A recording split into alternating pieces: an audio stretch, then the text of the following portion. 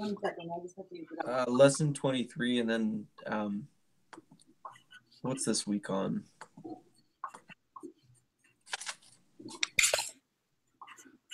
It's like inference for bivariate data. I imagine we're going to have to use Excel. Yeah. I imagine we will. Okay. All right. So I just opened it up. Is everybody else on? Yeah, I've got it. Okay, cool. So I need to go get my earphones. Hang a second. Okay.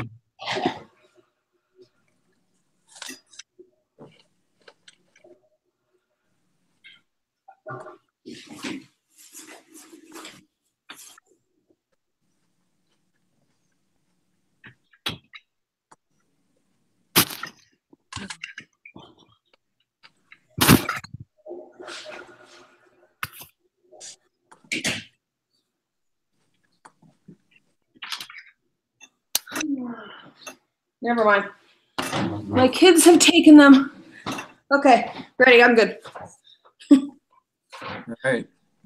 So for number 3, it says the true linear regression equation is y equals BO plus B1 X, where BO and B1 are unknown. What are the null and alternative hypothesis for B1? Well, that's interesting. I imagine it'd be the third one, but Yeah, that's what I put. B1 is equal to 0 and B1 is not equal to 0. that would make sense. So the first one? Yeah. The third one. Oh, okay. Okay. So a residual is the difference between BO and 1. Depends on the independent variable. Is the difference between the observed value y. I think it's the third one or the fourth one.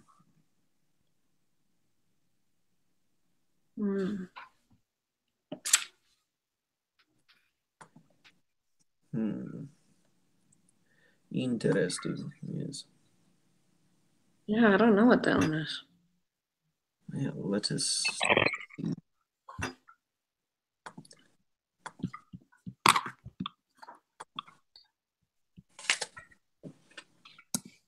Second to last.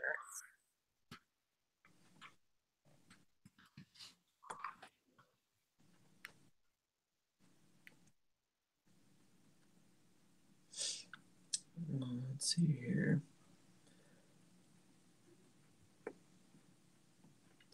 Residual. The residual for an observation is defined as the difference between the observed y value and the value that would have been predicted by the regression line. So what does that say? That's the third one. Third one. Yep. Plot of residuals supports using linear regression when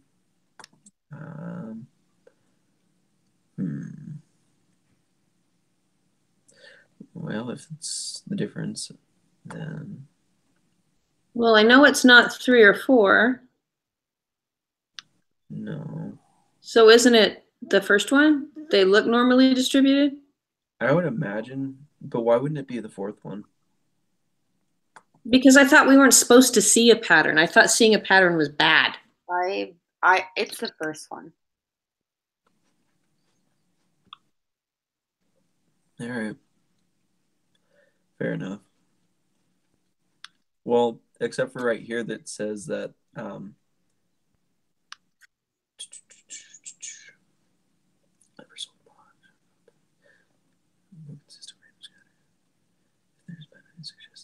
okay, so if there is a pattern, then in the residuals, it suggests that the linear regression is not appropriate. So you're right. Yeah. But are we sure that it's the first one? Well, it's not that they're all positive because they're positive. I mean, and a megaphone would be the shape and a pattern would suggest there was a pattern. All right. Well, we'll go with number 1. I think that one is the most correct. Okay, for the next 8 problems, use the data found in math self-efficacy. Okay.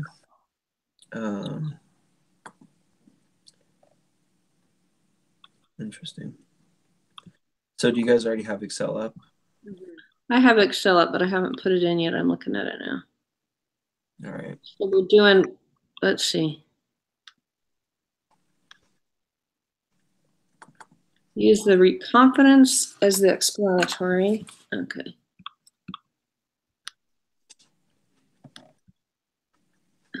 I hate it when there's tons of data. I know. That. Copy. This is a linear regression, I think. Right? Right. I gotta get my glasses. And then, what are we using for the response score? Wait, oh yeah, that's a good question. So the score is the response, and the confidence variable as the explanatory variable, and the score as the response. So the yeah. score.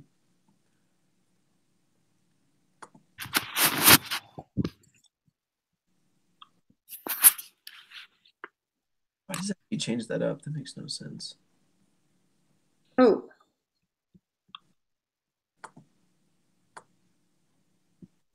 Okay, so now compute the residuals for the data using software. What statement best describes the residuals? Wait, so the response, that one's score. So that's the second variable, right? Yeah. Good, just making sure. That way I can put it in.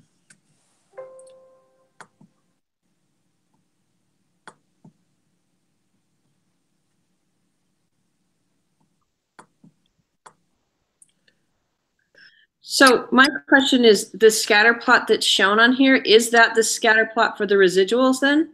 Or do we have to do something else? I'm not sure. We shall take a look in just a second. Okay. Okay. Oh, whoops. I inputted that into the 2-sample t-test. Huh. Just give me a second. Bum ba da ba dum bum ba da ba dum bum ba ba dum ba dum ba dum bum. I don't think. Oh shoot. I guess technically it would be a scatter plot. This is the scatter plot that we're looking at, but there's like no. I mean, it just shows a line of linear regression is all. Like it doesn't show any particular pattern. If that makes sense. Right. So isn't it just the residuals form a linear pattern? Something The like second one? what's the it's 0.728 is like the linear regression, whatever that is. 0.72. Yeah, so it's the second one. The residuals form a linear pattern. Based on the QQ plot for these residuals, what can you say about these residuals? I'd say they're. But don't we have to make a QQ plot to figure that out?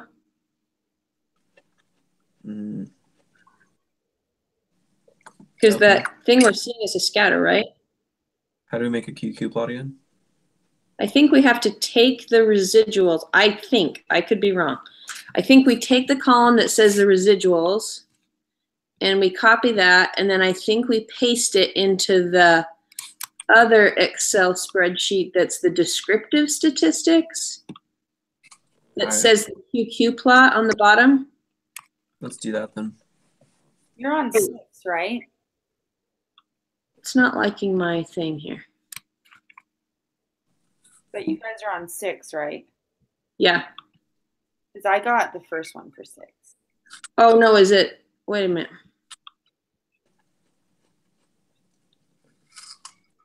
Just a second. You got the residual. are between -40 and 25. How'd you get that? It's from what I got on the Excel sheet. Or rather, where is that on the Excel spreadsheet?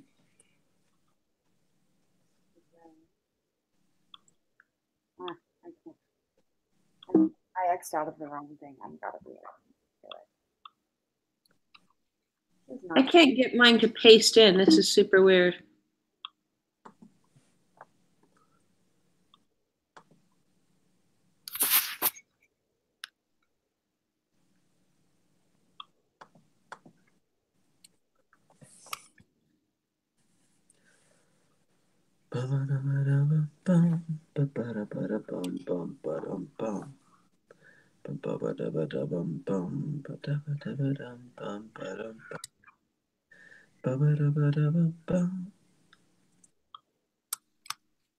Wait, so for the descriptive statistics, do we have to do a QQ plot for each one? I think we just do a QQ plot for the residual column. Okay. But I can't get mine to paste. It keeps telling me there's an issue. All right, well, I will do that in just this. So see if you can get it to work.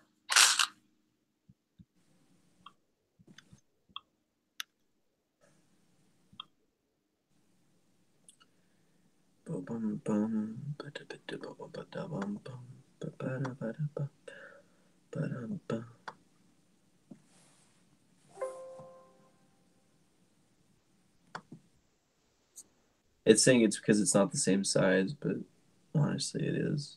So let me go down here to 141.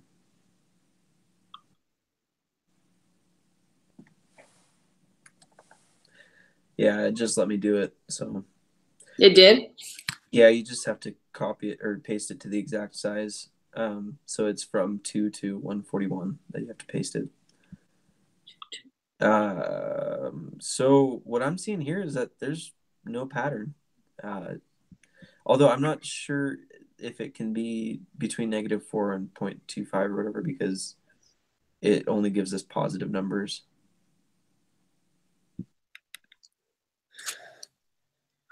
So, Allie, can you explain how you got that so that way I know? Well, I have to redo it. I thought I was Xing out of the efficiency one, and I X'd out of my Excel sheet, so I have to redo it. Oh, gross. That's, yeah.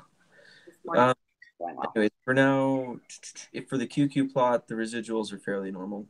So I think that's fair enough to say. I'm going to go ahead and go on to 8, and like Allie, you can catch up, and we can explain stuff. So use the software to create a scatter plot of the data. Given the scatter plot, residuals plot, QQ plot, which of the 5 assumptions about linear regression are satisfied by this data? So the 5, whatever that is, that's, let me read them. So number 1, there is a relationship between X and Y. I think we can see that with our QQ plot, or with our scatter plot. Yeah. The error term is normally distributed. I don't know what that is. The variance of the error terms is constant for all the values of X. What is the error term? What is this? So I wrote down on that, the error term is you look at it at a QQ plot or a residual plot, you should be able to see if it's normally distributed, but I don't know. Oh, it was like if the line was at 0, the data would be above and below it, and there wouldn't be a pattern. I'm not sure what that means, but okay. Number 4, the x's are fixed and measured without error. In other words, the x's can be as known constants. The observations are independent of each other. So I think the only ones you can check are the top 3. The bottom 2 you can't check, it said. That would make sense. We don't really know what the error is. Right. I think it's the first 3. What about the observations are independent? Can you say that? When I just watched the video, it said that you can't tell that. You have to just assume that when they collected the data, they did it correctly. Okay. So we're just looking at what is satisfied by the data, not by what is satisfied by what we have. Right. We're just looking at what's satisfied by what we have. What is the B1 estimate for the slope?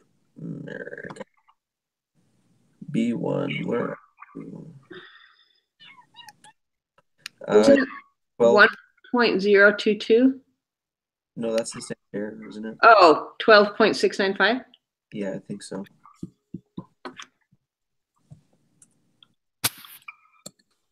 Okay.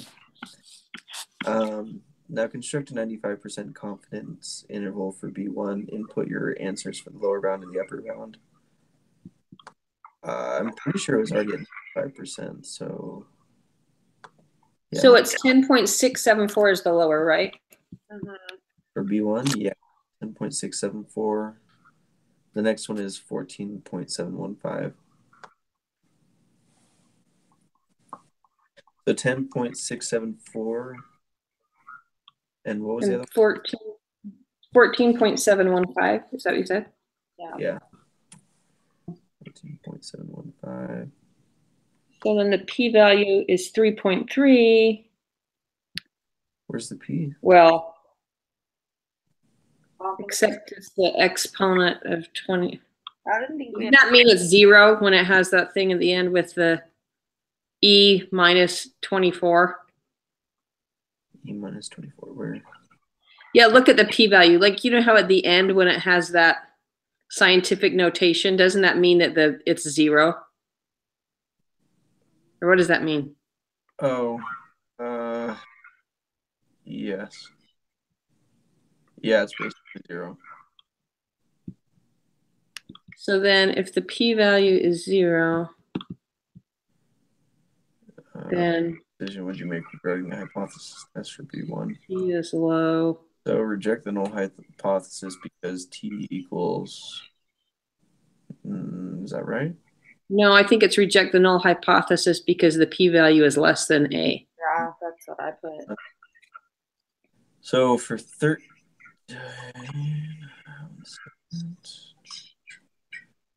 13, for a hypothesis test for B1 slope, if you reject the null hypothesis, what does it mean?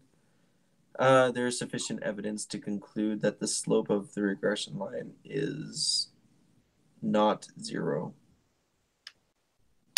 So the last one? Yes.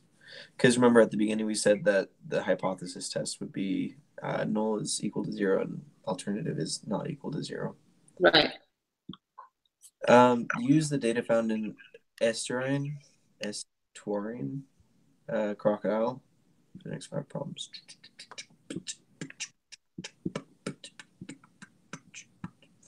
So for this data, which variable is the dependent variable?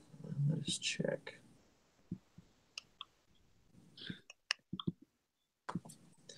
Estuarine. Yes, quite. Estuarine.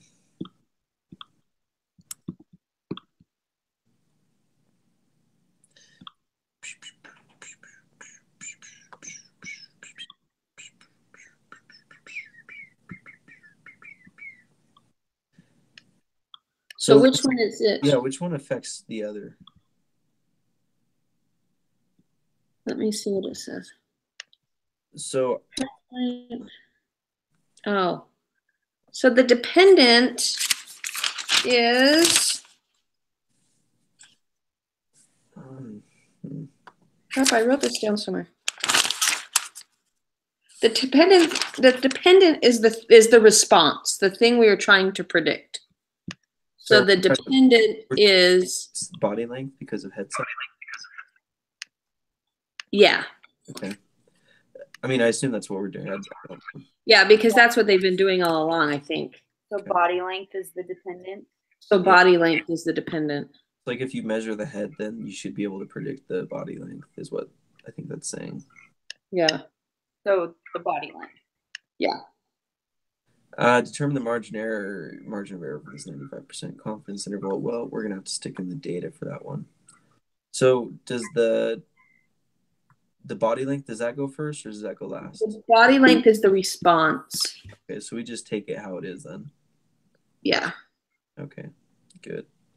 because it's really annoying to have to switch that up. So 7.218. Yep. Oh, by the way, how do you where's that at? so the 140 or whatever? How do you delete all that from the previous problem? I would just X out of it and don't save it, and then reopen it. Just because this is really annoying.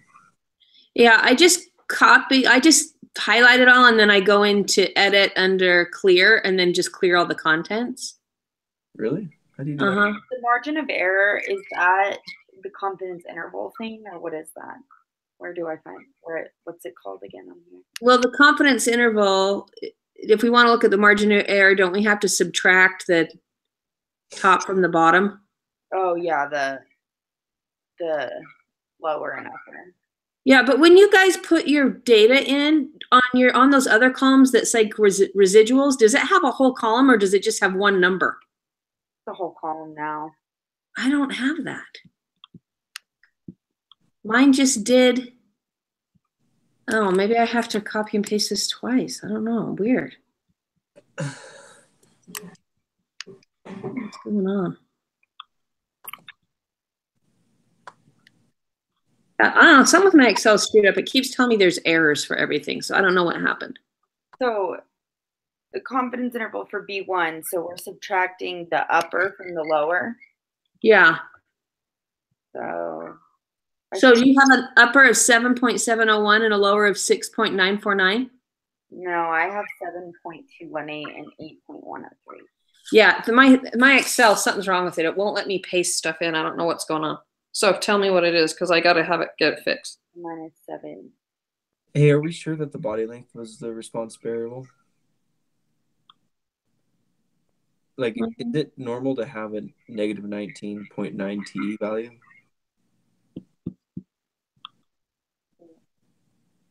What? No, see, and I don't even have that. I have a 39 T value. Where's the T value? Oh, I have 35.588 for B1. So we all have different ones. How's that even possible? We took the same data, didn't we? Yeah, but I don't know. Mine's not working. It's not pasting. I'm on 2-sample t-test. My bad. It always opens up to that. One sec. T value. I have for the y-intercept negative 1.834. For the B1, I have 35.588.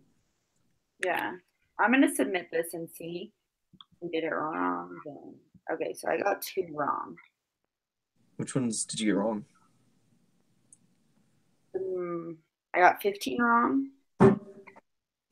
So, and you did. But 14 we did get right.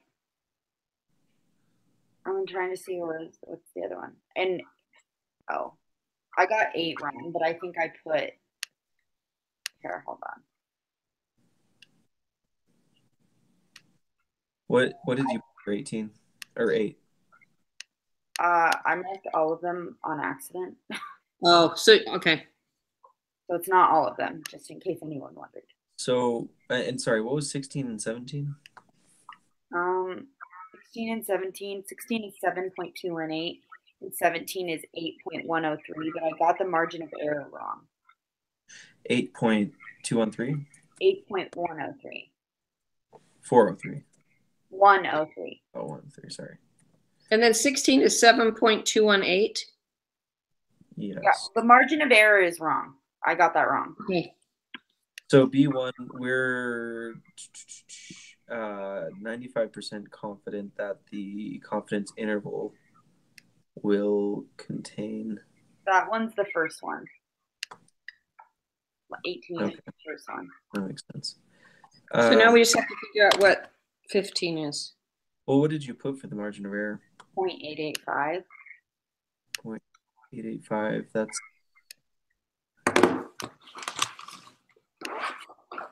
Where's this? Hold on, I need to go back through and put in my answers because I'm doing my second attempt. So And we're looking for this of the B1 slope, right? Yeah. So we'd be. So what did you put for 15? Hold on. Just give me a sec. Okay. Well, so number 6 is negative 40 and 25. FYI, I got that right. Oh, that's good. What was 8 again? Was it the first 3? Yeah. Yeah. 9. So help me do the math here, but I believe it's 8.103 minus 7.218, and then divide that by 2. Oh, I can divide it by 2. I forgot about dividing it by 2. So it's 0.443, right? Yeah. 0.443. Mm-hmm. Because you round up. Okay. 0.443. Okay. And why do you have to divide it by 2 again? Because the margin of error isn't the confidence interval, and what you're doing by subtracting it is you're getting the confidence interval. But that's right. And you get the margin of error, which is basically 15 is 0.443. Mm-hmm. I guess, yeah. Okay, I'll submit and see how we did. I'm submitting it right now, so. Well, it looks. Oh, I still got 6 wrong. What did you guys put for 6? That was the negative 40. I told you that. Oh, yeah, I didn't. What the heck? Wait, and so maybe I can fix that one. I'm not. So number 6 was. But why? The top one. Number 6 is number 1, right? Mm-hmm. Okay. But that's just from the data. Like, where did you find that in the data? It was just. I don't understand that one either. It was where? Within the numbers, like on mine it shows. So you had to click on the individual like scatter plot thing, or? I don't remember what I did, to be honest with you. Well, at least now I know that typically it's going to be asking for numbers, not linear pattern and whatnot. Yeah. Okay. Yeah, I just got 100%. Yeah, I just got 100. I still don't understand how to do